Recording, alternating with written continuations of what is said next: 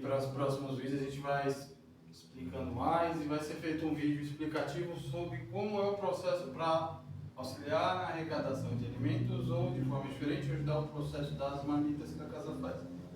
Para você saber, Antônio, que também está nos assistindo, que a casa faz todo mês preparo de entregas de marmita para nossos irmãos em situações de rua. São em média de 120 marmitas. Então, quem puder colaborar, pode assistir no canal do Centro Espírita Antônio de Oliveira no YouTube. Tem uma playlist com todas as entregas de marmitas, de pelo menos 1 ano e meio, quase 2. Então dá para assistir todos os capítulos e ver o que a gente foi fazendo. Nesse momento aqui a gente agradece a presença de todos, na casa de Antônio de Oliveira. Vamos elevar o nosso pensamento a Jesus, pedir ao nosso Mestre que possa nos consolar, nos orientar, nos esclarecer, pois Jesus é o caminho, a verdade e a vida. Que a gente possa sair daqui melhor do que quando a gente entrou, porque esse ambiente foi preparado para nos auxiliar. Desde muito cedo foram preparar o ambiente e nós estamos aqui. Somos vencedores, vencemos a nós mesmos. E possamos sair daqui melhores que quando nós entramos. Então a gente agradece na oração que Jesus veio nos ensinar. Pai nosso, que estais nos céus, santificado seja o vosso nome. Venha a nós o vosso reino. Seja feita a vossa vontade, assim na terra como nos céus. O pão nosso de cada dia nos dai hoje.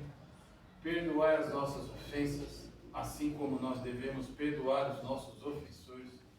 E não nos deixeis cair em tentações, mas ajuda, Senhor, nos livrai do mal. Só vós é o reino, o poder e a glória para sempre. Que assim seja, graças a Deus. Seja bem-vindo, Antônio. Graças a Deus. Boa noite a todos. Hoje nós vamos falar um pouquinho a respeito de uma das mais importantes bem-aventuranças anunciadas por Jesus. Todo o Evangelho segundo o Espiritismo nada mais é do que o Sermão do Monte esmiuçado. Então, cada capítulo do Evangelho vai explicando uma parte do Sermão do Monte. E é curioso que uma pessoa que não foi cristã disse para nós um dia o que significava o Sermão da Montanha, ou o Sermão do Monte, como que é. O Ramdas Gandhi, né, o grande líder indiano, que libertou a Índia e o Paquistão do jugo inglês, né, do imperialismo inglês, ele disse um dia, se todos os livros sagrados do mundo fossem queimados e perdidos, mas só sobrasse o Sermão da Montanha, nada teria sido perdido. Então, para a gente ter uma ideia da importância do Sermão da Montanha. O Evangelho segundo o Espiritismo, ele é nada mais, nada menos do que uma explicação detalhada do Sermão do Monte, né? Então nós temos aqui no capítulo 1, eu não vim abolir a lei, mas dar pleno cumprimento a ela. Então, a primeira coisa que Jesus fez, ele não veio anular os profetas que falaram antes dele, Moisés principalmente. Nós espíritas concebemos em Moisés a primeira revelação, que é o Pentateuco, né? Os 5 primeiros livros da Bíblia, né? Mas especificamente o livro do Êxodo, onde lá se narra a apresentação ao mundo do Decálogo, dos 10 mandamentos. As tábuas da lei que continham os 10 mandamentos. Essa foi a primeira revelação de Deus aos homens. A segunda revelação, Jesus.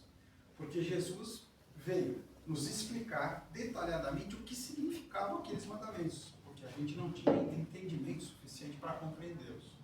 E aí ele aprofunda o entendimento dos mandamentos e sintetiza os 10 em um só. O amor, é o mandamento maior de Jesus, né? O amor a Deus sobre todas as coisas e ao próximo como a nós mesmos. Então, ele aprofunda essa visão, Jesus. Mas ainda não estava tudo completo. Jesus não pôde dizer tudo abertamente para a humanidade, porque a humanidade ainda não estava preparada para ouvi-lo. É como você pegar uma criança da educação infantil, colocar ela lá no pós-doutorado e falar para ela, faz uma tese para mim.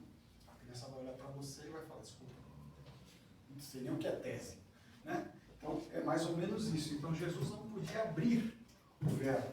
E ele até disse isso para Nicodemos, né? Nicodemos era um fariseu que tinha um bom relacionamento com Jesus e fala, Nicodemos, se quando eu falo das coisas da terra vocês não me compreendem, quanto mais vocês vão me compreender quando eu falar das coisas do céu.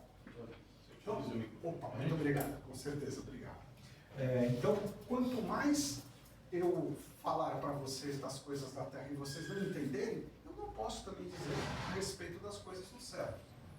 E aí, ficou para nós, para a doutrina espírita, a terceira revelação, é a doutrina espírita, né? O Espiritismo veio para nos explicar mais detalhadamente os ensinamentos de Jesus, que estão contidos aqui no Evangelho. Por isso que se chama Evangelho segundo o Espiritismo. São as palavras de Jesus interpretadas à luz da doutrina espírita. Então é isso que acontece no Evangelho segundo o Espiritismo. E essa particularidade aqui do capítulo 8, quando ele fala, bem-aventurados aqueles que têm puro coração, porque verão a Deus. Aí vem a pergunta, o que é a pureza de coração? O que é ser puro de coração? É ser bobão? Ser ingênuo? Não é isso. Né? A pureza de coração, Jesus nos dá vários exemplos delas. Primeiro ele fala das crianças. Deixai vir as minhas crianças. Né? Bem-aventurados são as crianças. E aqueles que não se fizerem semelhantes às crianças não entrarão no reino dos céus. Ele explica para nós aí o começo do entendimento do que é ser puro de coração. Não é ser ingênuo, não é ser bobo, mas é você não armazenar no seu coração, na sua mente, né, nenhum pensamento, nenhum sentimento destrutivo. Isso é pureza de coração. Então, não é ser ingênuo, não é saber que existe o mal. Em outra ocasião, Jesus vai dizer assim para nós, vocês devem ser simples como as pombas, porém astutos como as serpentes. A cobra é muito astuta, mas a astúcia não é ruim quando utilizada para o bem, porque ela nos ajuda a perceber o mal e a evitá-lo. Mas a simplicidade tem que ser acompanhada da astúcia, para que a gente não caia em armadilhas e ciladas. Então o entendimento da pureza de coração é muito importante. Não é que toda criança, o espírito que habita o corpo da criança, pode ser um espírito muito velho, mas a doutrina espírita nos ensina que na fase de criança, aquele espírito que reencarnou ali ainda não está devidamente preparado para soltar, para desenvolver todas as suas potencialidades. Não cabe no corpo de uma criança um espírito já em fase adulta. Ele fica ali adormecido, com as suas potencialidades adormecidas, para que o corpo possa desenvolver-se a ponto de poder receber e desenvolver as suas potencialidades da alma. Ou seja, o que eu estou dizendo, no corpo de uma criança não cabe um espírito plenamente desenvolvido. Muita gente sabe disso, né, e reflete. A reencarnação só se completa após os 7 anos de idade. Até 7 anos, a criança ainda guarda muitas coisas da vida anterior dela. E eu, quando não era espírita, fiquei espantado quando entrei no quarto um dia e meu filho brincando com alguém imaginário. Ele conversava, batia papo e falava, esse moleque está precisando, está louco. Como é que pode estar, né, conversando com alguém invisível? Eu não entendi, era um amiguinho espiritual dele, que estava ali brincando com ele. Entendeu? Então a gente começa a entender. A criança, ela está naquela fase onde ainda o desenvolvimento da consciência adulta não acontece. E graças a Deus que é assim. Porque senão as mamães não iam ter tanto apreço e amor aos seus filhinhos. Já imagina uma criança chegar para você e falar coisas que um adulto fala. Você olhar para ela, você vai ficar, opa, peraí, essa criança não é normal. Né? Por que a mãe tem sempre aquela visão de que o filho dela é um santinho, é alguém já iluminado? Porque a criança tem a ingenuidade. Né? Ela não tem aquela maldade ainda desenvolvida no seu coração. Ela não guarda rancor, muitas vezes, das coisas. Ela tem ainda o corpo não desenvolvido e o espírito dela, com os seus defeitos e com as suas virtudes, ainda não pode se manifestar no corpo da criança. Porém, quando nós vamos ficando adultos, esse espírito manifesta as suas potencialidades e vai aí mostrando realmente as suas tendências. É por isso que é mais fácil educar o ser humano quando em fase infantil, porque ele ainda não demonstra apego ou retraimento em relação às vidas passadas. Né? A vovó tinha uma forma muito simples de falar isso, é de pequenino que se torce o pepino. Porque, ou seja, é mais fácil você educar uma criança do que uma pessoa que já está com todas as suas potencialidades desenvolvidas. Então, a educação começa, na realidade, na concepção. Tem gente que não acredita nisso. Eu sou professor, né? Eu trabalho com essa profissão nobre, né? Dizem que a gente sabe o que fez em vidas passadas e a gente sabe porque pelo tipo de vida que leva nessa. Né? Então eu deduzi que eu, sendo professor reencarnado no Brasil, eu não devo ter feito coisas boas em vidas passadas. Estou aqui já numa expiação profunda. Né? Você ser professor na Suécia, nos Estados Unidos, né? Na Finlândia é mais fácil. Reencarna como professor no Brasil, não precisa nem perguntar. Você deve ter feito coisas terríveis para ter esse tipo de expiação aqui. Então, a gente aprende, né, que a gente vem num mundo de provas e expiações para expiar, para aprender. Boa noite.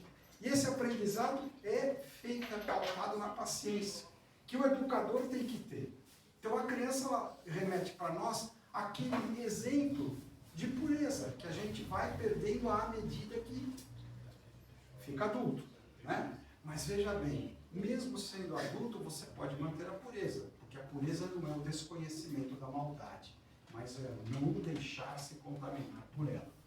Saber que a maldade existe não te torna maldoso, mas você tem que saber que ela existe. Então aí lembremos de Jesus, seja simples como as pombas, mas astuto como as serpentes. Então, bem-aventurados os puros de coração, porque verão a Deus. Essa pureza tem que ser desenvolvida. E eu li um dos maiores comentários feitos por Caio Schutel, que foi um dos maiores espíritas encarnados no Brasil, que tem um trabalho belíssimo desenvolvido, né, na cidade de Matão, embora ele fosse nascido no Rio de Janeiro. Na cidade de Matão foi que Caio Schutel, aqui no interior de São Paulo, pertinho ali de Araraquara, Matão, foi lá que ele desenvolveu o trabalho espírita dele. E ele dizia que a gente precisa de mais ou menos umas 1000 encarnações para conseguir desenvolver a pureza de coração. Eu falei, Jesus, a gente está muito longe disso, porque é uma virtude dificílima de desenvolver, essa pureza de coração, que é aquela astúcia que não significa maldade, significa ter cuidado para não se contaminar com o mal. Né? E vem a doutrina espírita, que nos lembra o quê? Que nos lembra que a gente precisa fazer a reforma íntima. A reforma íntima é saber que existe a maldade, conhecer a maldade, mas não se entregar à maldade. Não deixar que a maldade tome conta de você. E a reforma íntima, segundo Haroldo Dutra, ela acontece nos níveis do sentimento. Primeiro nível é o sentimento. Antes do pensamento é o que você sente. Como é que estão os seus sentimentos? Você guarda maldade, ódio, desejo de vingança contra alguma pessoa? Você não perdoou alguém? Esse é o primeiro ponto. Você sente ira, raiva de alguma pessoa? Os sentimentos, em primeiro lugar. Segundo lugar, pensamentos. Porque a gente acha que pensamentos não são importantes. Tem muita gente que diz, palavras se perdem ao vento, quanto mais pensamentos. Eu posso ter pensamentos ruins à vontade? Infelizmente eu tenho que dizer que não pode, porque você atrai exatamente aquilo que você vibra. Quando você alimenta na sua cabeça pensamentos ruins, você está chamando os espíritos da mesma qualidade dos seus pensamentos a conviverem com você. Como é que você escolhe as suas amigas? Elas devem ter um gosto parecido com o seu, gostarem das mesmas coisas, terem o mesmo tipo de conduta, né? Você não vai escolher uma amiga que é uma pessoa que não gosta de você, que não tem opiniões parecidas com as suas, que não frequenta os mesmos lugares. O espírito é a mesma coisa. Como é que eu sei se uma pessoa está espiritualmente bem ou mal acompanhada? Pelo comportamento e pelos pensamentos que ela acalenta aqui. Porque o comportamento e os pensamentos chamam os espíritos que são semelhantes a ele. Aquela pessoa que tem a síndrome da hiena, lembra da hieninha? Dizendo, ó dor, ó céus, ó vida, não vai dar certo, né? Aquela pessoa bem-humorada, bem animada, ela já começa o dia chamando quem para ela? Ela está chamando ali. Quando a pessoa fala palavras de baixo calão, palavras se perdem ao vento. Não se perdem. Quando você proclama uma sentença, quando você chama o irmão, olha, se eu descer, eu nem vou procurar. Você fala aquela palavra horrível, você está atraindo espíritos que falam com aquela linguagem. Você está chamando. Tem gente que vem à casa espírita, faz tratamento espiritual, toma água fluidificada, mas acaba de sair do centro espírita, toma uma fechada, já abre o vidro e xinga o irmão. Quer dizer, o que acontece? Você está atraindo espíritos ruins. Então, pensamentos ruins, palavras ruins, atitudes ruins, atraem os maus espíritos. E aí é que está a luta para purificar o coração. Bem-aventurados os puros de coração. Nós não temos o direito de sermos maldosos. Até temos esse direito, mas vamos arcar com as pesadas consequências. Não adianta fazer tratamento espiritual se você sai da casa espírita purificada, muitas vezes, tomou um passe, assistiu uma palestra, tomou água fluidificada, volta para casa e começa a xingar. Você já quebrou tudo aquilo. Então a gente que atrai as coisas ruins. Né? Lá na casa onde eu trabalho, onde eu fui formado dentro da doutrina espírita, discípulos do Evangelho, teve um espírito que um dia se manifestou numa sessão de desobsessão e falou assim: eu estou indo embora. E ninguém entendeu nada. Eu não aguento mais. Eu já parei de obsediar essa pessoa há muito tempo. Ele continua me chamando. Agora eu vou sair, vou embora. A própria pessoa, porque a obsessão não acontece só do espírito desencarnado para o encarnado. Acontece às vezes que o encarnado obsedia o desencarnado. E é dessa forma. Então, tem muitas pessoas que chamam coisa ruim para si mesmas, com as próprias atitudes. E a nossa tendência, muitas vezes, quando a gente não entende a doutrina espírita, é botar a culpa nos espíritos. Ah, eu tenho um obsessor. Eu falei, você só tem um? Meus parabéns, porque eu, quando saio de casa, falo, pessoal, vamos lá para o centro. A turma. Geralmente, se você só tem um, você é uma pessoa bem-aventurada, porque geralmente a gente não tem só um. Né? A gente deve ter muitos inimigos de vidas passadas, que são nossos irmãos também. E aí vem Jesus e nos dá aquela outra lição que é maravilhosa sobre a pureza de coração. Quando ele diz assim: não é o que entra pela boca do homem que o mancha. Ele estava fazendo uma refeição com os fariseus, e os fariseus criticaram Jesus e os seus discípulos porque não faziam o ritual judaico da lavagem das mãos. Prestem muita atenção nisso, porque tem diferença. Não é que os discípulos de Jesus eram pessoas despreocupadas com a higiene. Eles não eram contra a higiene.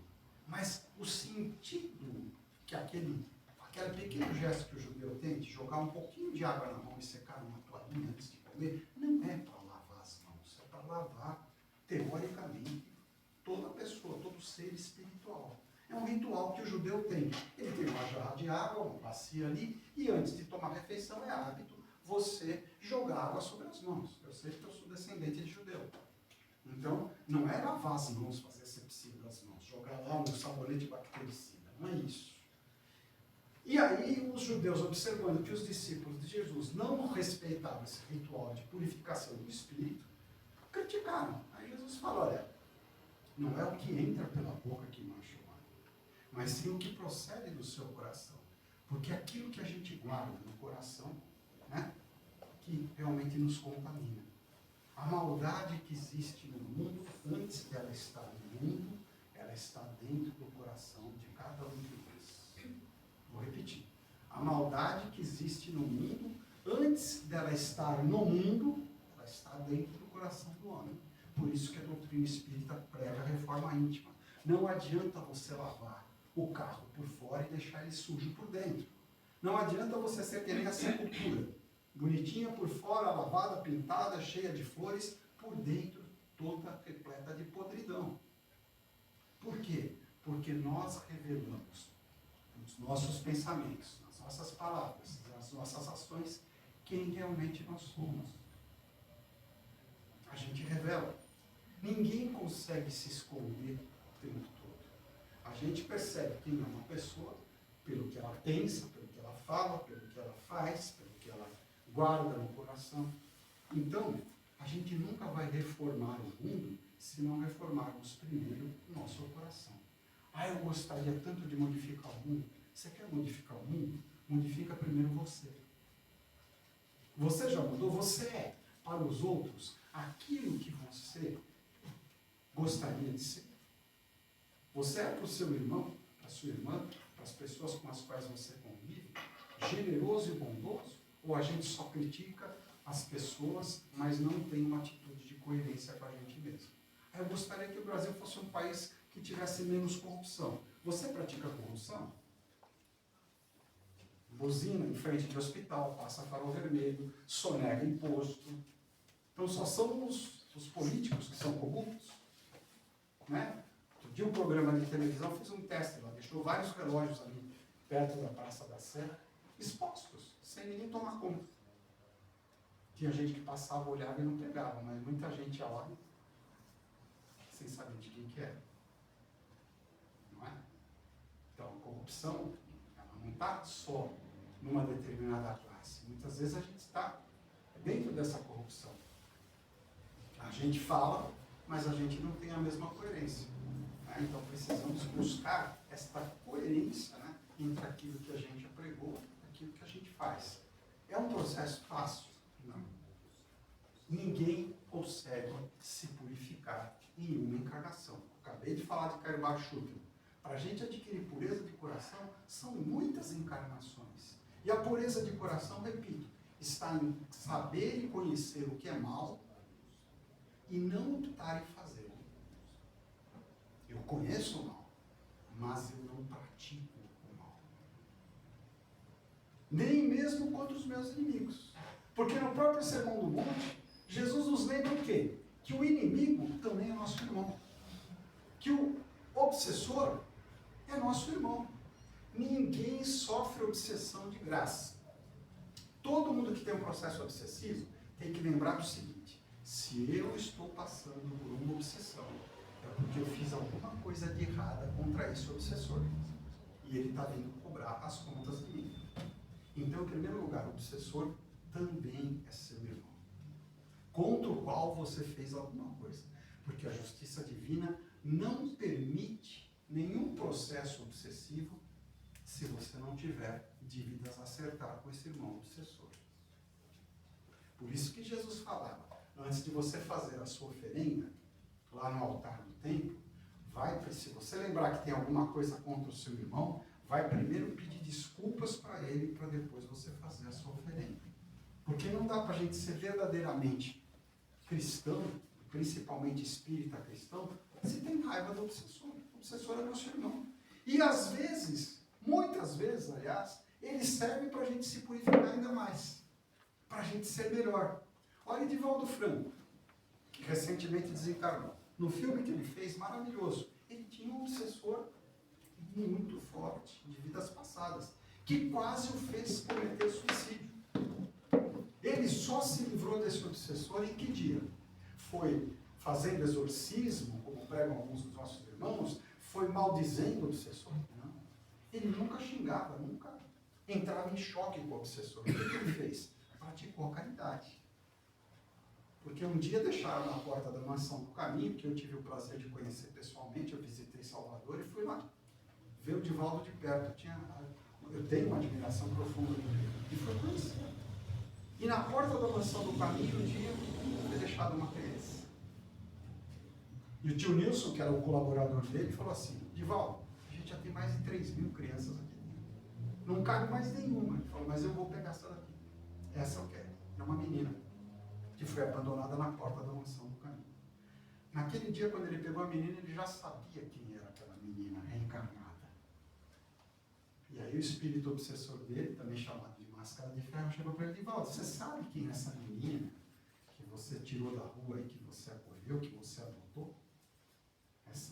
Divaldo falou: eu sei, essa menina que hoje eu coloquei aqui dentro da Mansão do Caminho foi na encarnação passada a sua mãe. E aí o espírito falou para ele: você definitivamente é um homem bom. Eu não vou mais te atormentar. O obsessor, vendo que você pratica o bem, a bondade, vendo que você está num bom caminho, ele não consegue ficar perto de você, porque você não dá abertura para ele. Né? Você não dando abertura, ele não consegue fazer nada de ruim com você. Quando você dá abertura, ele faz. Porque aí você sintoniza o rádio na frequência dele. Eu quero ouvir um programa de rádio. Eu tenho que ir lá naquele botão lá e sintonizar, né, no dial. Quando a gente faz maldade, pensa maldade, a gente sintoniza o nosso rádio espiritual com os programas que vêm dos espíritos inferiores. E aí você sofre as obsessões que você tem. A melhor forma de você curar as obsessões e se livrar delas é fazendo caridade. Espírito obsessor nenhum resiste à bondade. Quando você prova que está amando, fazendo bem para todos, você recebe assistência. dos espíritos de luz e você se fortalece. E o mal passa longe de você. Não se iludam. Muitas vezes o que nós achamos que é um mal é um bem. Há momentos em que uma doença é uma coisa boa. Porque na doença, às vezes, a gente acorda dos problemas e excessos que a gente comete. Não é? Muitas vezes, quando você tem uma enfermidade, a gente acha que é castigo de Deus. Não. Deus não castiga ninguém. Deus permite que você colha exatamente aquilo que você plantou. É diferente. Ah, Deus me castiga. Não. Deus não vai castigar porque nós somos filhos dele. Mas Deus permite que você colha exatamente o que você plantou. Porque a lei é uma só. A semeadura é livre, porém a colheita é obrigatória. Você não vai semear cactos e colher rosas. A gente vai colher cactos. Se você semeou vento, você vai colher temporal. Tempestade. Se você semeou maldade, você colhe exatamente o que você plantou. Por quê? Porque essa é a melhor maneira de nos ensinar que a gente colhe aquilo que semeia. E muitas vezes nós somos ainda provados. Jesus é um espírito tão elevado que não merecia nenhum dos castigos que ele recebeu entre nós. Mas por que ele se permitiu passar por um momento todo? Muito obrigado. Por um momento tamanha dificuldade. Por que ele se permitiu sofrer tanto? Para nos mostrar que o perdão é indispensável. A gente acha que caridade é só arroz, feijão, remédios, agasalhos. Tudo bem, nós precisamos de tudo isso. Mas existe a caridade espiritual, não é só material. E a maior caridade espiritual que a gente pode praticar é o perdão. Porque ela limpa o perdão, a caridade do perdão, limpa o nosso coração de todos os sentimentos ruins. Limpa a nossa mente de todos os pensamentos ruins. Limpa a nossa boca de todas as palavras maldosas. E limpa as nossas atitudes de todos os atos nefastos que nos condenam à dor e ao sofrimento. Porque nós, quando desencarnamos, a gente passa pelo juízo final. Os nossos irmãos católicos acham que isso acontece só quando Jesus retornar no mundo, e reúne todos os espíritos e julga todo mundo junto. Não. Chico Xavier falava, concordo que tem um julgamento final, só que ele é individual. E não é todo mundo junto não, é cada um no seu tempo. Então não existe um juízo final, existem vários. E o juízo final é quando você, desencarnando, recobra a consciência das suas encarnações passadas e de todos os atos que você praticou nessa, e aí você confronta esses atos que você praticou, os pensamentos, os sentimentos que você amealhou, com a sua própria consciência. Porque Deus está lá, na sua consciência. E aí você se arrepende, chora e pede para reencarnar, passando por difíceis provas e expiações necessárias à sua evolução. E aí tem uma comparação aqui que a gente precisa entender. Jesus falava com palavras duras, porque o povo não tinha como entender muito ainda o que ele ensinava. Se teu olho te serve de escândalo, arranca e joga esse olho fora. Não é para ninguém pegar uma faca e sair tirando o olho, mas é para arrancar a maldade da maneira como você vê as coisas. Não é o olho. O olho é abençoado, é uma ferramenta do mundo. Então você não tem que arrancar os seus olhos. Você tem que arrancar a maneira errada com a qual você vê as coisas. Tudo mal começa da maneira como você olha. Ah, se a tua mão te serve de escândalo, pega um machado e corta a tua mão fora. Para que você, é melhor que você entre aleijado no reino de Deus do que você tendo as duas mãos e entrar no reino do inferno. O que é isso? É para todo mundo cortar as mãos? Não. É para a gente não usar as nossas mãos para fazer coisa ruim. É cortar a maldade das nossas atitudes.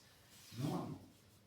Nós temos um corpo que é um presente à vontade de Deus. Só que se Jesus não falasse com este grau de beleza, aquele povo, né? Quem era aquele povo? Éramos nós que estávamos lá. Não entenderia. Por que Moisés foi tão duro nas leis do deserto? Quem leu a Bíblia fica assustado. Parece que você está lendo um livro que só tem sangue. Quantidade de guerras, de povos que foram destruídos, de gente que foi morta. Por que Moisés teve que ser um líder tão duro? Porque aquele povo tinha uma dura cerviz. Não entendia outra linguagem que não fosse a linguagem da lei de Italião. Olho por olho, dente por dente. E a lei de Italião já era uma evolução. Porque no judaísmo antigo, antes de Moisés, os patriarcas tinham o costume de ensinar no judaísmo antigo que quando você ofendesse uma pessoa, aquela pessoa tinha direito de se vingar de você 7 vezes. Nossa, 7 vezes? 7 vezes por ofensa. Que mundo que era aquele?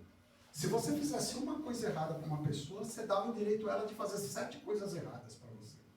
Era não. E foi por isso que Pedro, que era judeu, perguntou a Jesus: mestre, até quantas vezes eu devo perdoar o meu irmão? Até 7 vezes? Não, Pedro, 7 não, mas 70 vezes 7. Que é uma outra expressão judaica, que 70 vezes 7 quer dizer sempre. Tem gente que tira a calculadora do bolso e fala: peraí, 70 vezes 7 dá quanto? E aí chega para o irmão e fala: já está na última vez, eu já te perdoei 70 vezes 7. A próxima eu te acerto. Então, não é para fazer conta. É para você entender que 70 vezes 7 quer dizer 100. E 7, no hebraico, significa o número da totalidade.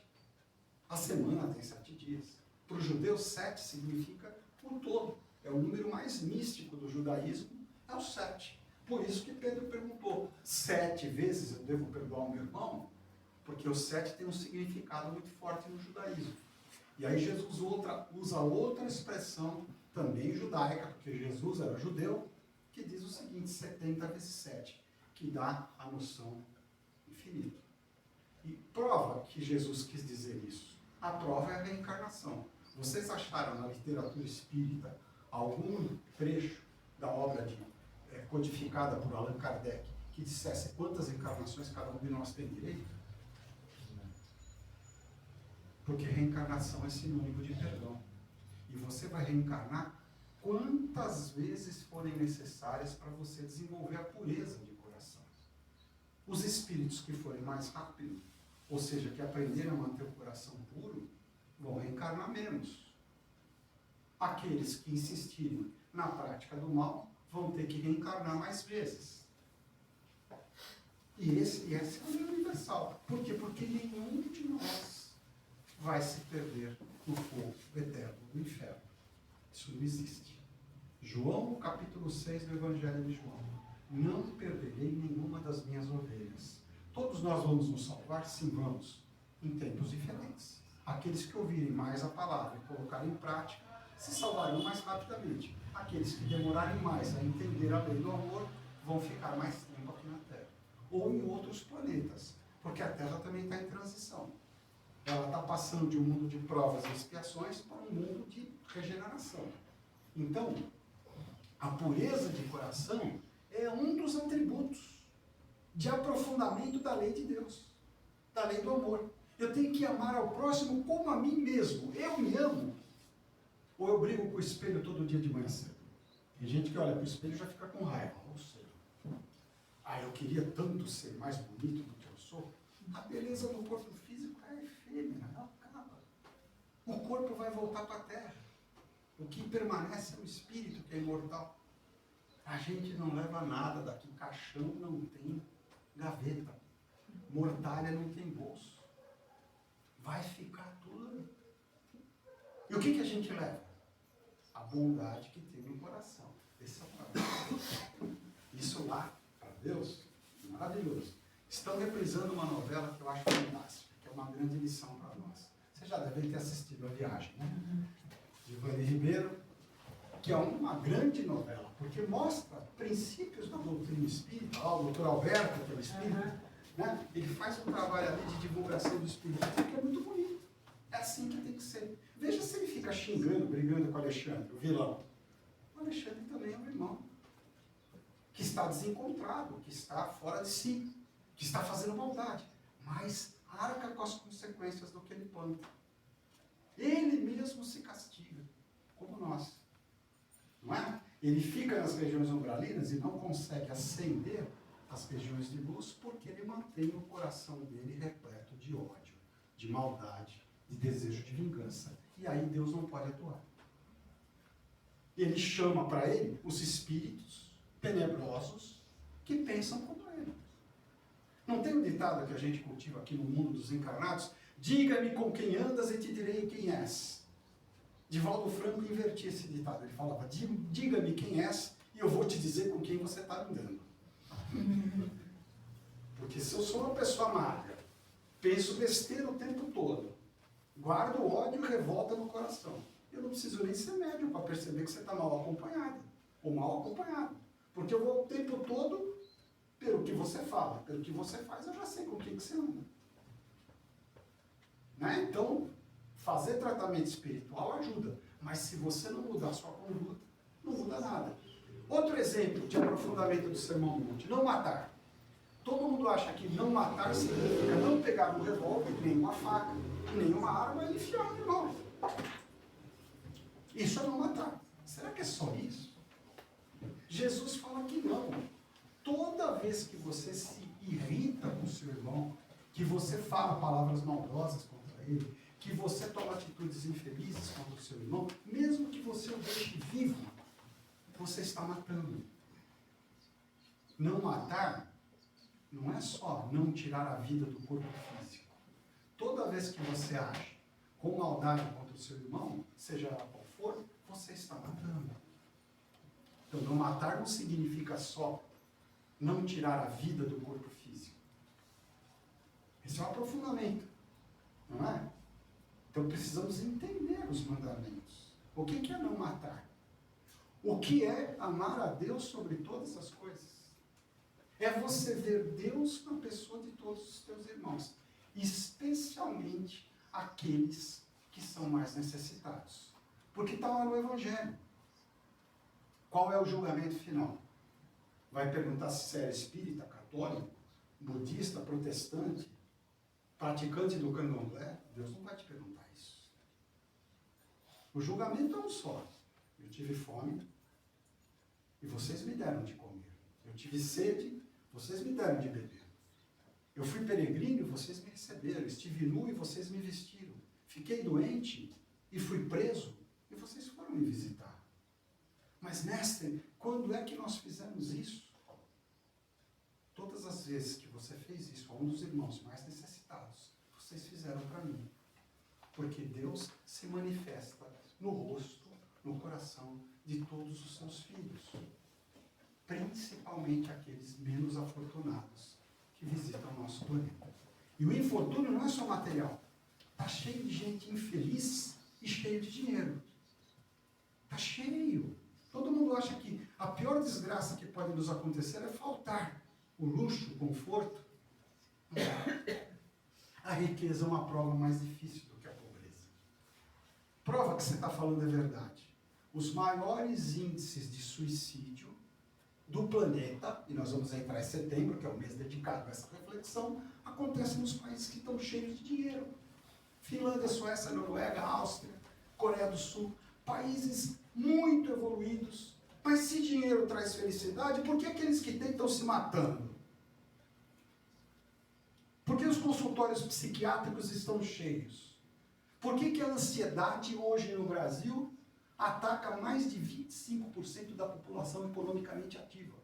Os consultórios estão cheios de gente ansiosa, com síndrome do pânico, tomando antidepressivo, Frontal, Prozac, todos os remédios aí de tarja preta, Rivotril. Por quê? E são pessoas que podem pagar um psiquiatra, que é caríssimo, é porque tem dinheiro. Então não venham me dizer que o dinheiro compra tudo. Mentira, não compra. Eu conheci famílias abastadíssimas, mas eu tinha mais vontade de ficar na praça distribuindo alimentos com as pessoas da praça, da rua, do que dentro, junto com eles. Casas onde não se tem paz. O que adianta ter dinheiro para isso? A pessoa passa a vida toda lutando para ter dinheiro e sacrifica o corpo para isso. Depois pega o dinheiro de grana e paga a médica. E paga os médicos. né, os grandes mestres espirituais da humanidade falavam com muita propriedade. Nós vivemos como se nunca fôssemos morrer e morremos como se nunca tivéssemos vivido. Nós nos esquecemos que Jesus falou também em um dos capítulos desse evangelho: o meu reino não é deste mundo. Nós não vamos ficar nessa terra para sempre. Isso aqui é uma passagem. É uma transição. É a sala de aula de uma escola. Você não fica para sempre nas escolas. Quando você termina o curso, você tem que trabalhar. Não vai ficar aqui. O reino é no plano espiritual, não é aqui. E a gente acha que vai ficar aqui. E valoriza mais a matéria do que o espírito. O resultado é esse que vocês estão vendo. A neurose universal. O Brasil é um dos países com maior índice de ansiedade no mundo. Síndrome do pânico, ansiedade, transtornos bipolar. Crianças tomando medicamentos hoje, jovens tomando medicamentos de tarja preta.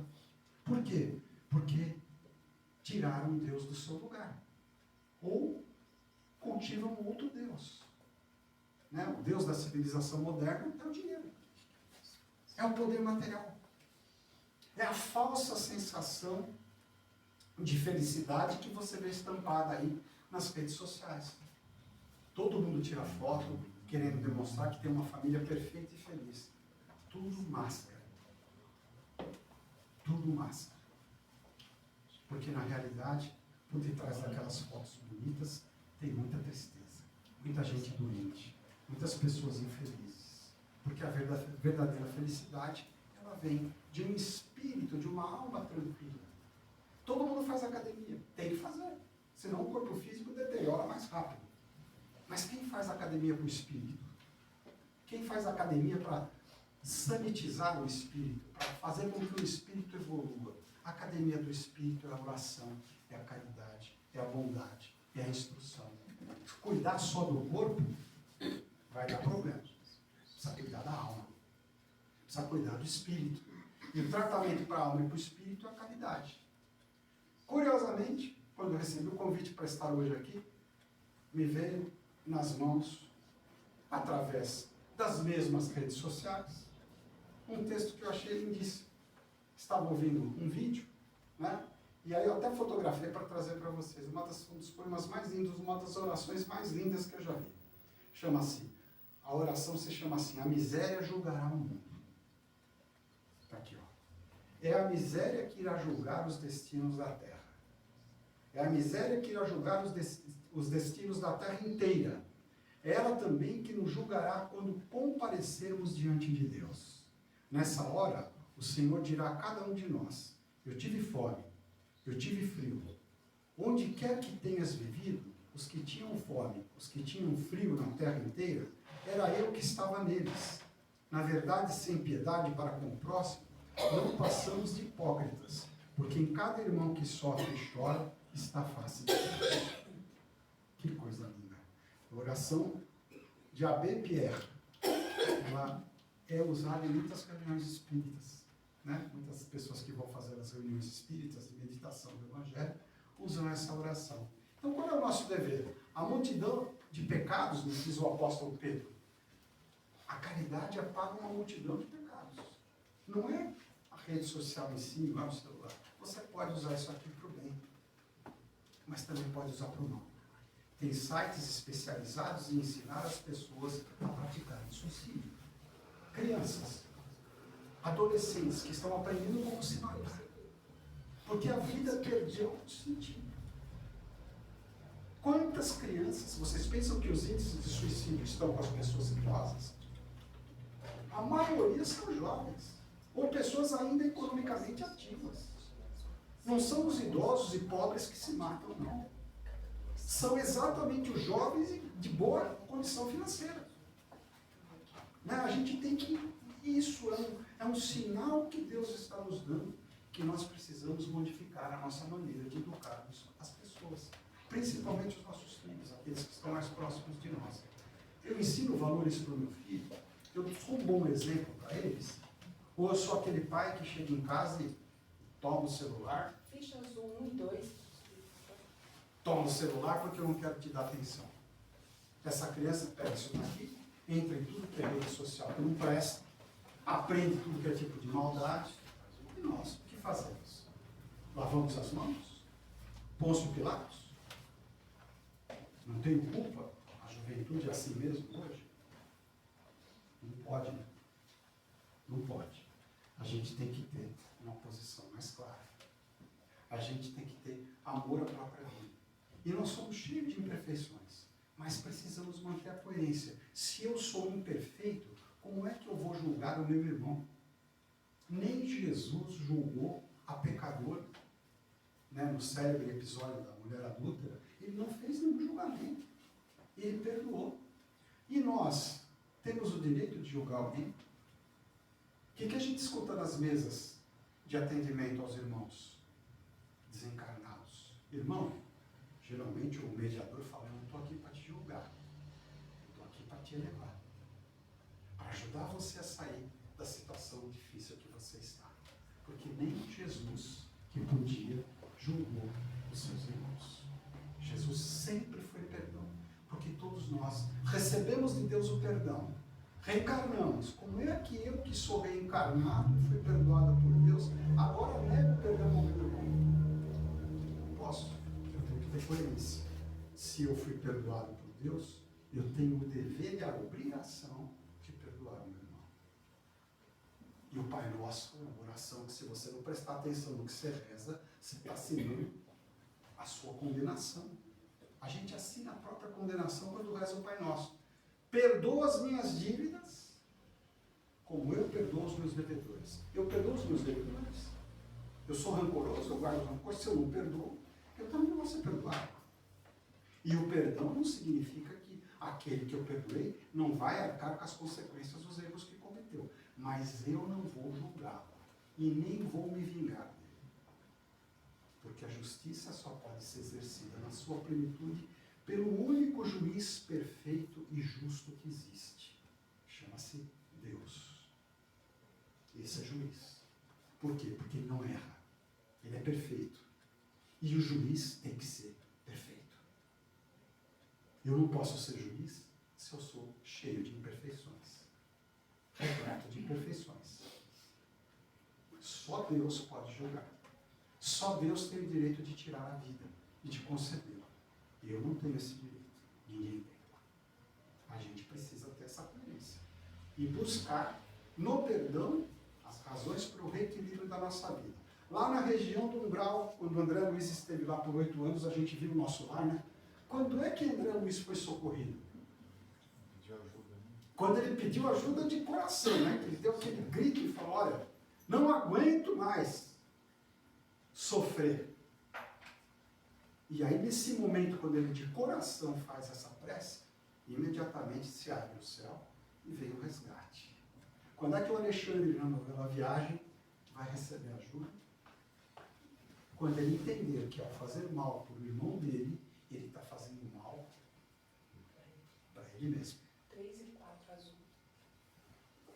E essa compreensão nós precisamos ter sempre. De que quando você faz mal para alguém, não existe a possibilidade de fazer mal para alguém sem que antes você faça mal para você mesmo. Nós não conseguimos fazer mal para um irmão sem antes fazermos mal para nós mesmos. Tem gente que frequenta determinadas casas espíritas, de um outro modelo de espiritismo, de regiões afro-brasileiras, para querer fazer justiça. Ah, eu vou me colocar no lugar, eu vou fazer uma para aquele cara lá que eu vou acertar a vida dele. O que vai colher? No desencarne dessa pessoa, aqueles espíritos que ele utilizou para fazer mal para o irmão vão estar assim. Estou esperando você desencarnar, porque agora você vai trabalhar para mim. Eu vou te acorrentar e você vai servir a mim.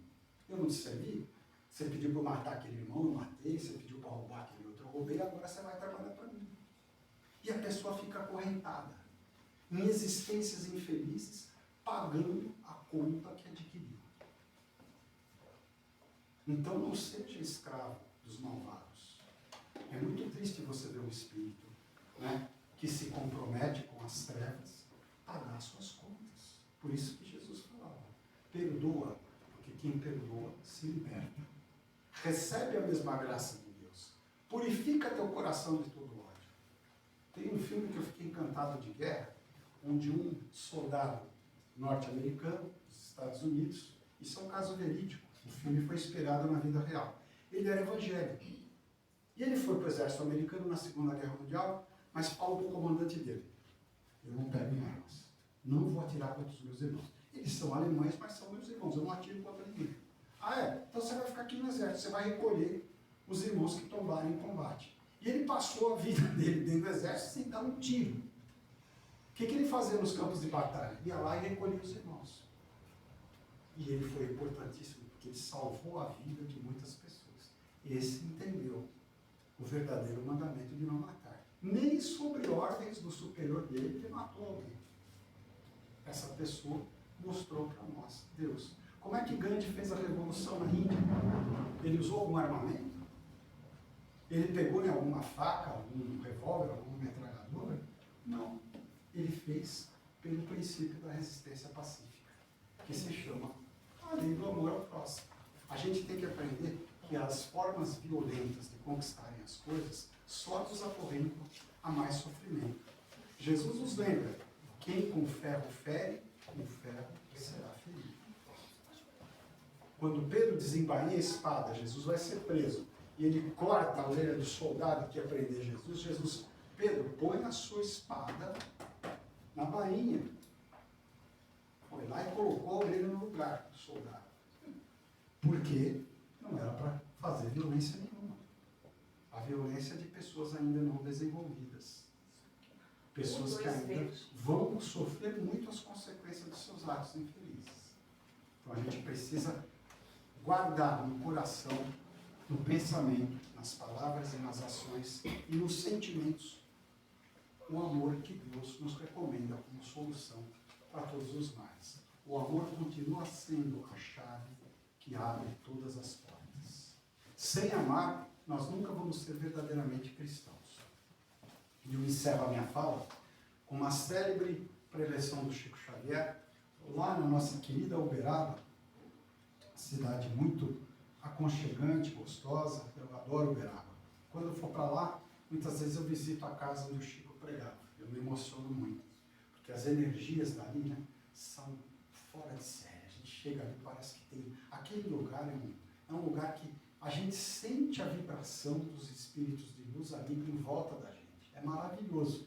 E Chico, debaixo de um abacateiro, porque ele era uma humildade em pessoa, né? Chico Xavier era uma pessoa extremamente humilde. Ao invés de pregar em templos recheados de ouro, prata, ele pregava debaixo de um abacateiro. Frondoso abacateiro. E lá ele falava assim: nós viemos a esse mundo para aprendermos a amar. E a ele retornaremos quantas vezes forem necessárias, até que tenhamos aprendido verdadeiramente a amar. Quantas vezes eu vou reencarnar? Quantas vezes eu precisar reencarnar para aprender a amar? Quando eu aprender a amar, não preciso voltar mais. Posso até voltar, em missão, mas não precisa mais. Porque aí você se torna um espírito perfeito, um espírito de luz, um espírito que vai ajudar na elevação dos irmãos que ainda navegam nos caminhos do ódio, da incompreensão, da violência, da maldade. Né? A violência sempre vai gerar mais violência. A maldade vai gerar mais maldade. O amor vai gerar mais amor.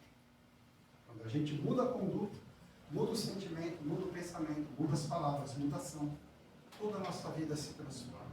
E aí nós passamos a ser verdadeiramente filhos de Deus. Porque a nossa filiação a Deus está no respeito e na observância do mandamento maior, que é o único mandamento, o mandamento do amor. Né? Por que Moisés precisou dar 10 mandamentos? Para entender bem o que é o amor. Jesus deu o amor. Santo Agostinho falava: quem ama não faz nada de errado. Quem ama não mata, não rouba, não levanta falso testemunho. Quem ama cumpre toda a lei de Deus. E o amor é esse amor que a gente tem que ter, não só pelos nossos irmãos de sangue, mas por todos os irmãos, sejam eles de sangue ou não, que conosco convivem e reencarnam aqui no nosso planeta, no nosso mundo. A humanidade não está só na Terra, não. Ela está espalhada em milhares, milhões de planetas.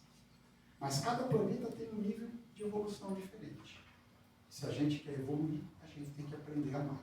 Porque toda a humanidade evolui e se melhora quando coloca em prática esse mandamento maior do amor que purifica o nosso interior.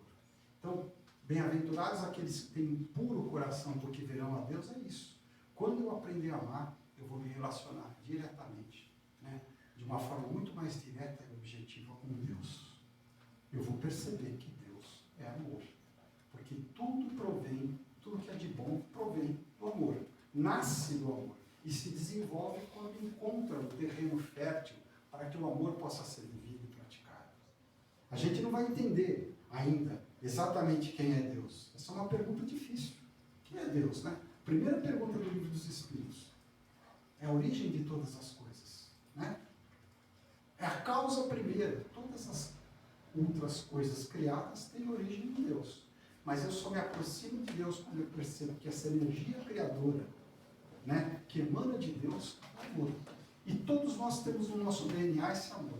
Quando a gente não ama, a gente é infeliz. É como aquele cara que não respeita o corpo físico. Usa tudo que é porcaria no corpo físico, faz mal para o corpo físico. O que faz mal para o espírito é o ódio, é o desamor. Aí a gente fica doente, a gente sofre, a gente colhe os frutos amargos da nossa falta de cuidado, de amor e de perseverança. Bom, deixo esses minutinhos finais. Se alguém quiser fazer perguntas, estou à disposição. Dentro daquilo que os irmãozinhos estão me orientando aqui, tá? Porque a palestra não é minha. Eu não quero sofrer processo no plano espiritual por plágio. Tá? Eu estou vindo aqui e estou passando para vocês. Eu só sou o microfone, o pedestal do microfone. Então, se eu puder ajudar... Quando Jesus falou que meu reino não é deste mundo, além do perdão, né, que você falou muito bem, ele também falou, né, confirmando que a verdadeira vida é espiritual, né? Sim. E aqui realmente são provas e expiações, né? Perfeito, é isso mesmo. A vida espiritual, ela não nos exime dos deveres difíceis. Mas o problema é que a gente tem noção errada do que é a felicidade. A felicidade não é tudo dar certo para você, mas é você ter o ânimo, a disposição de espírito para enfrentar os momentos ruins com serenidade. Porque momentos bons e ruins, a gente vai ter sempre. Agora, a pessoa que é verdadeiramente feliz é aquela que enfrenta os problemas com coragem, com convicção. E a gente é uma série de altos e baixos, né? Já viram naquele aparelho, no monitor do hospital, quando a pessoa está viva, o monitor fica assim, né? Quando morre, fica tudo em linha reta. Então, altos e baixos são normais. É sinal que você está vivendo. O dia que ficar uma linha reta, você morreu. Então, precisa entender que na vida não é só momentos felizes, né? Tem gente que tem aquela imagem que eu adquiri na minha infância quando eu fui católico, né? Olha o céu, você vai ficar lá deitado numa esteira, numa praia paradisíaca. Os anjinhos vão te abanar, vão te servir uma água de coco geladinha. Não é assim, né? A gente sabe que não funciona desse jeito, né?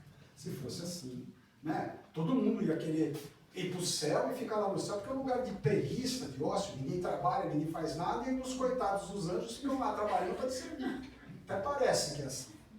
Não é desse jeito, né? A gente sabe que os espíritos de luz, se eu e você pudéssemos agora ir até dar uma voltinha lá no mundo feliz, no mundo divino, eu queria ver como é que eles vivem lá, você ia ficar decepcionado.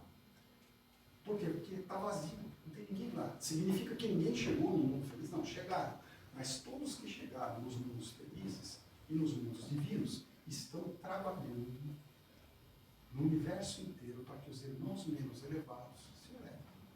O espírito verdadeiramente feliz é aquele que trabalha sempre para Deus. E graças a Deus que o espírito não tem cansaço, não precisa dormir, não precisa pagar IPVA, IPTU, né? Não tem imposto para pagar, né? Não tem conta de luz, conta de água, essas coisas eles não têm também. Né? Não tem fome, não precisa comer arroz, feijão, carne, se alimenta da luz que vem do universo. Tem essas vantagens. Né?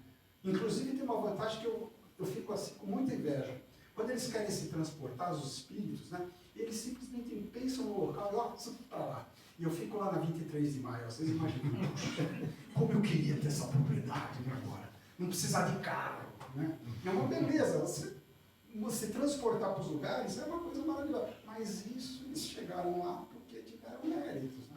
Trabalharam para isso. A gente tem que trabalhar muito. Por enquanto, a gente ainda vai ter que enfrentar a marginal do Rio Tietê, a 23 de maio, e vai ter que passar por esses transtornos todos, né? Porque as vantagens dos espíritos evoluídos são essas. A gente não precisa mais passar pelas coisas ruins que passa aqui na Terra. Então, esse é um sintoma da evolução espiritual. E é uma evolução, É uma tá lá na evolução. 23 também, fica bem. Porque antigamente, Mas... eu não quero dizer a minha idade, mas eu me lembro da época que não tinha asfalto, né?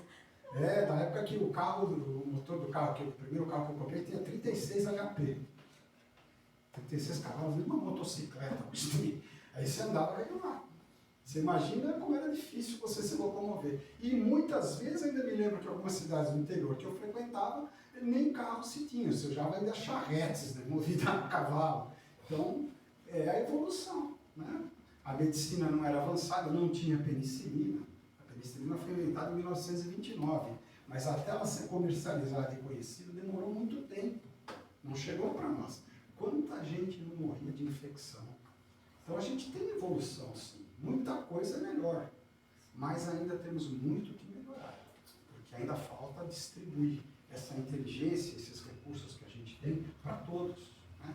Para que todos tenham acesso a esses recursos que nos tornam mais felizes e equilibrados. O problema não é a falta de inteligência, o problema é o mau uso da inteligência. É usar a inteligência, que deveria ser uma ferramenta do bem, para fazer o mal. O que se gasta em armamentos, de destruição em massa, daria para tirar toda a população do planeta da miséria. Só que a gente prefere gastar em armas. Muito triste. Esse a gente prefere é relativo. Né? É. Infelizmente, essa minoria que comanda o mundo. Quando eu falo Eu gente... queria entender por que esses caras têm que reencarnar. Por que eu não fico para lá? Eu li um livro que me falava sobre isso, né? Como é que o Brasil pode ser o coração do mundo e a pátria do Evangelho? Quem já leu o livro? Brasil, coração do mundo e pátria do Evangelho. A gente não entende, mas é verdade. O que os Espíritos quiseram dizer para nós, não é que aqui só é encarnar os Espíritos. Aqui é um hospital muito bom. O Brasil é um grande hospital. E aqueles Espíritos lá da Revolução Francesa, que condenaram o povo francês à miséria, à fome, à degradação, a ponto dos franceses pegarem armas e fazerem uma revolução sangrenta que matou mais de 1 milhão de pessoas em 1789, quando caiu a Bastilha, teve a Revolução Francesa. Aqueles mesmos espíritos exploradores, corruptos, vieram fazer tratamento no Brasil. E estão tendo aqui a sua última oportunidade. Não sararam até hoje. Não sararam. Pelo visto, ainda não vão sarar. Muitos não vão reencarnar aqui. Muitos vão reencarnar em países, em planetas menos evoluídos, porque a Terra, querendo ou não, vai ser um mundo de regeneração. Ela não vai ficar nesse estágio de provas e expiações. Kardec já começou a falar isso há quantos anos atrás? Leon Denis falou há quanto tempo atrás? Nós já estamos em 2025. A codificação espírita chegou para nós aqui logo depois, 1870 já tinha espírito no Brasil. Kardec acabou de fazer lá os livros da codificação, já tinha gente aqui. Nasce o Dr. Bezerra de Menezes, os primeiros espíritas aqui no nosso país, que vão levar o espiritismo para o Brasil. Então a gente já está sabendo o que vai mudar. Só que a marcha, o tempo para eles lá é diferente do tempo para nós aqui. Para eles, 100 anos lá, não. Para nós é um tempo enorme. Não é? No plano espiritual, o tempo ele corre diferente do daqui. Lá no plano espiritual, quando você fala, acho que eu repousei durante uma noite. Às vezes é 100 anos, 200 aqui. É diferente o tempo lá. Então a gente acredita, pelo que disse o Chico Xavier, uma corrente do Espiritismo, não se tem certeza que a complementação deste mundo, a transição final para o mundo de regeneração, vai acontecer entre agora e 2100. Mais ou menos. Mas todo o trajeto de um mundo regenerado para um mundo feliz demora milênios. A transição não vai ser o problema. Vai melhorar algumas coisinhas nos próximos 100 anos. Mas a evolução ainda demora milênios. Não é agora. A gente já viu toda a marcha evolutiva. Tivemos aí as grandes invenções, tivemos aí os avanços da medicina, a gente está tendo, mas essa marcha, para nós que temos uma vida aí, hoje, né, a gente chega acima dos 70, 80 anos, muita gente até mais, é um período muito pequeno, não dá para a gente vislumbrar isso. Né? Eu tiro pelos meus avós, que passaram coisas terríveis. A minha avó chegou aqui da Itália, mostra o que ela viu a famosa gripe espanhola de 1918, que matou 100 milhões de pessoas. Tem uma ideia que são 100 milhões de pessoas? É 2 vezes o que se matou na Segunda Guerra Mundial. A pandemia do Covid não fez nem costa. A gripe espanhola, que foi de 1918 a 1921, ela matou 100 milhões de pessoas. 2 guerras mundiais. 2 segundas grandes guerras. E a gente fala que a nossa pandemia foi a pior. Imagina, não chegou nem perto. 2 guerras mundiais num espaço de tempo pequeno. A primeira, 10 milhões de mortos. A segunda, 50 milhões de mortos. Como que é isso do espiritismo? Por que acontece esse Expiações coletivas e necessidade de evolução. Existe uma lei também chamada no Livro dos Espíritos, a lei da destruição. A destruição enseja uma Os evolução. flagelos destruidores. Exatamente. Não é só a destruição causada pela natureza. A natureza também se modifica. E aí, aquilo que você acha que é uma destruição, e eu também acho, na realidade é uma remodelação do planeta para uma nova vida. A mesma coisa, as guerras têm um lado positivo. É horrível falar isso, mas tem. Porque elas obrigam o homem a estudar mais e a fazer avanços tecnológicos. Né? Por exemplo, os radares, o avião, que foram usados para a guerra, também tem a sua serventia na paz, nos artigos de paz. Mas foram nas guerras que eles foram mais desenvolvidos, infelizmente. Na pandemia, muita gente aprendeu que sabia muita coisa que não sabia antes. Exatamente. Profissão, tudo. Você sabia que vocês começaram a ser útil e outras coisas. Você, nossa, posso ganhar dinheiro com isso. E veja, quem tem horror à tecnologia, na pandemia foi obrigado a usar, porque não tinha caminho. Não é que eu não posso ir lá, eu tenho que fazer a videochamada, né? Eu lembro que isso daí para mim era um sonho, né? Quando eu assistia, vou me denunciar agora, na década de 60 eu assisti o Jetsons. Então, o Jetsons é o único desenho que tinha lá, né? O cara, o Jetson lá recebendo bronca do patrão dele, fazendo uma videoconferência, isso em 1965. Quem que podia imaginar que existisse celular, videochamada em 65? Né? Mas o que era desenho animado virou realidade. Né? A gente tem essa evolução retratada. Os desenhos e filmes retratam essa evolução, né? Que a gente está tendo, que deve ser usada por bem. A ferramenta não tem culpa do uso que você faz dela. A internet é maravilhosa. Os computadores são maravilhosos. Mas a internet ela não é mal, ela não é má e ela também não é boa. Ela é aquilo que você faz dela. Se eu usar a internet para o bem, eu uso para pesquisa direta. Eu ia fazer uma pesquisa numa biblioteca, eu ficava chateado. Porque só para eu conseguir os livros que eu precisava, eu tinha que chamar uma senhora bem-humorada, geralmente de óculos, a bibliotecária, né? Que tinha uma paciência para te atender que você não queira saber. Eu estou pesquisando esse tema que ela vinha com um carrinho de livro. Olha, o que você quer está nesses 50 livros aqui. Você senta ali e fica um dia só para achar o que você quer pesquisar. Hoje em dia, acabou. Você localiza os livros em fração de segundos. Antigamente, eu sei que tem casa, eu tinha mais de 3.000 volumes na minha biblioteca. Eu sou fascinado por livros. Eu comprava mais livro do que comida, né? Eu vim de família humilde. E onde eu ia guardar esses livros hoje? Você pode ter os livros em arquivo digital hoje, né? E acabou com aquela estante enorme. Eu tenho ainda até hoje na minha casa umas 4 estantes de livro que eu mantenho lá. Mas hoje em dia você não precisa mais daquele pilha de papel lá, né? Você pode ter tudo. Leandro Carnal, que é um professor também famosíssimo, ele fala que ele guardou pouquíssimos livros. Hoje ele fez tudo, né?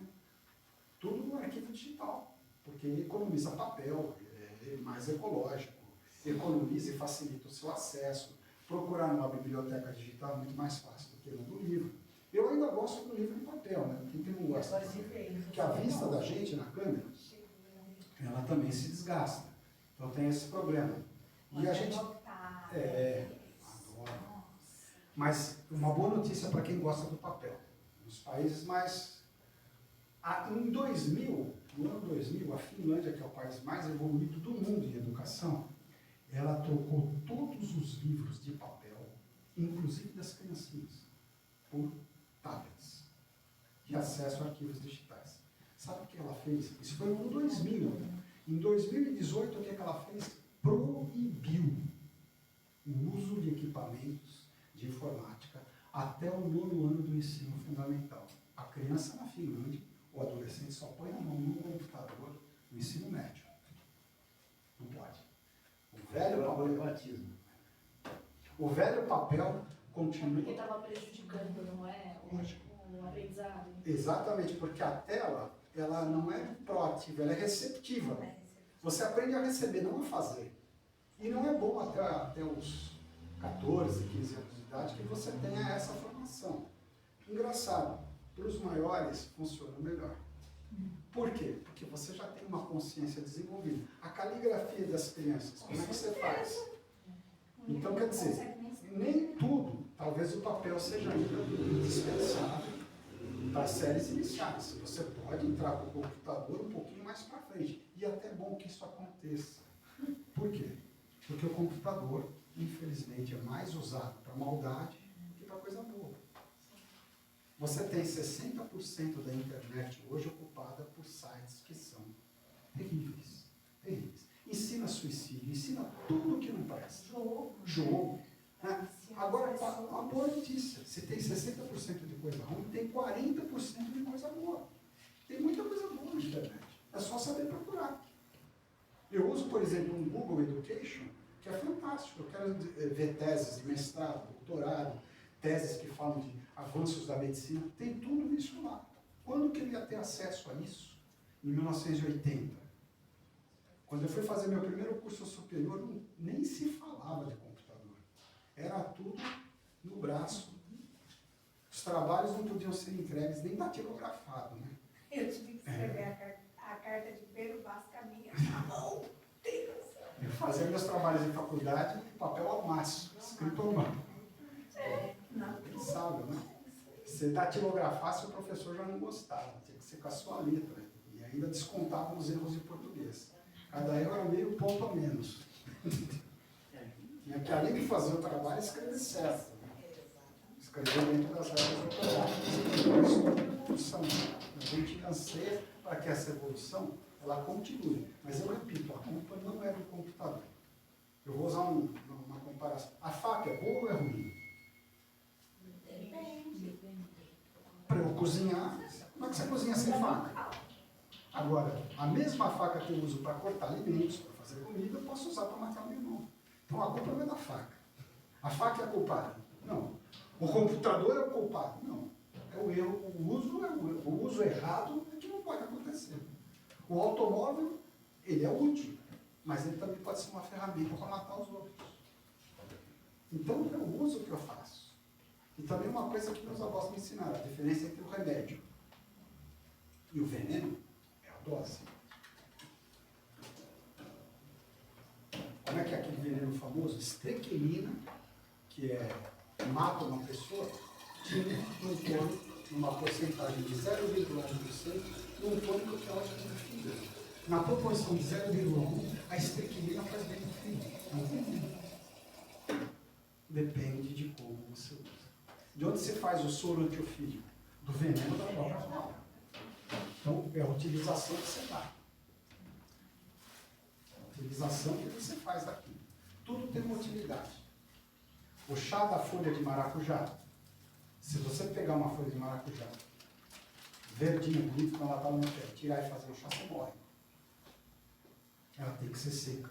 Porque depois que ela é submetida à secura, a desidratação dela, é que ela se torna boa para fazer o famoso calmante passiflora, que é um calmante natural.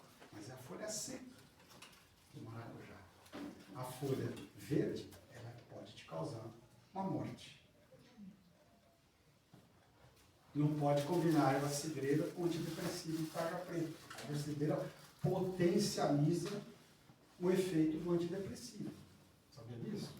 Você está tomando um remédio para dormir, um Rivotril, ou um Frontal, alguma coisa desse tipo. Tarja preta. Você mistura com chá de erva cidreira, você duplica o efeito, você pode até morrer. Um chazinho de erva cidreira, dependendo de como você toma, faz mal. Então, tem conhecimentos que a gente tem que explorar para saber exatamente como usar esse conhecimento para o bem. Porque há coisas terríveis na natureza. As plantas também podem ser boas ou ruins, depende para quem usa. O quiabo, por exemplo, se você utilizar para uma pessoa que tem problemas de coagulação, ele é ótimo. O que é coagulação? Ele facilita a circulação sanguínea. Se a pessoa tem um problema contrário, um quiabo bem preparado pode fazer muito mal para a pessoa. Porque ele é anticoagulante. E aí você faz uma cirurgia, a pessoa come muito quiabo, ela pode ter uma coagulante. Tem coisas que a gente descobre só estudando. Então, saber a utilidade de todas as coisas. Eu fiz um curso de plantas medicinais e lá a gente vê a utilidade de diversas plantas no restabelecimento da saúde. Mas tem que ter cuidado, porque às vezes uma planta que é ingênua, que faz bem para todo mundo, para você faz mal. Não é todas as plantas que você pode utilizar. Qualquer chá, né? Aquele chá. O cambará é abortivo. O cambará famoso é um tremendo abortivo. A mulher está grávida, toma cambará, ela vai abortar. É horrível falar isso, a gente nem comenta muito, porque tem gente que quer fazer isso, isso é maldade, né? Mas a gente avisa, porque às vezes a mulher não sabe, está no interior, tem aqui um chazinho de cambará, você está grávida, não toma. Senão você vai perder seu filho. Não sei nem por que cambará. É uma das ervas mais conhecidas aí no interior de São Paulo, né? Quem tem chácara, sítio, sabe disso, né? Erva baleeira, pelo contrário, ela faz bem para quase tudo, né? Mas tem gente que não pode tomar. Então depende muito do que você está tratando. Tem que fazer uma anamnese, né? Um estudo do seu corpo para saber qual é a planta correta para você tomar. Todo remédio tem a sua indicação e tem também a sua contraindicação. Né? A gente tem que conhecer para saber usar. Então, conhecer o mal é também uma forma de praticá-lo. Porque se você conhece o que é mal, você pode evitar de praticar. Né? Se você não conhece, às vezes você pratica o mal sem saber que está fazendo mal. Gente, muito obrigado pela presença de todos. Uma noite abençoada para vocês. Eu vou pedir uma oração, podemos fazer uma oração para fechar? Vamos agradecer ao nosso Mestre Jesus, ao nosso Deus, ao nosso Pai, ao Mestre Jesus, à sua Mãe Maria, Mãe de Jesus e nossa Mãe, por essa noite de reflexão, de estudo, de oração. Que possamos levar em nossos corações os ensinamentos preciosos que o plano espiritual nos levou nessa noite. E com o coração repleto de gratidão, vamos pedir a Deus que nos livre da nossa pior doença, que é a ignorância. Que nos ajude a combater a pior de todas as pandemias, a pandemia da ignorância. Iluminados pela luz que vem de Deus, possamos nós enxergarmos as nossas fraquezas, as nossas limitações, as nossas más tendências e inclinações e trabalharmos constantemente contra elas, para que possamos um dia participar dos mundos felizes e nos tornarmos espíritos perfeitos, espíritos elevados, espíritos realmente convertidos à doutrina do Evangelho de nosso Senhor Jesus Cristo. Ave Maria, cheia de graças, o Senhor é convosco. Bendita sois vós entre as mulheres, e bendito é o fruto do vosso ventre, Jesus. Santa Maria, Mãe de Jesus e nossa, rogai por nós, os pecadores, agora e na hora do nosso desencargo. Que assim seja, graças a Deus, graças a Jesus. Uma noite abençoada para todos. Estava com saudade aqui do centro, fiquei feliz de revê-los. Eu fiz 2 cirurgias, fiquei afastado aí 4 vezes. Graças a Deus deu certo as cirurgias, e mamãe tinha razão, erva ruim não morre. Obrigado pela atenção. Nossa, que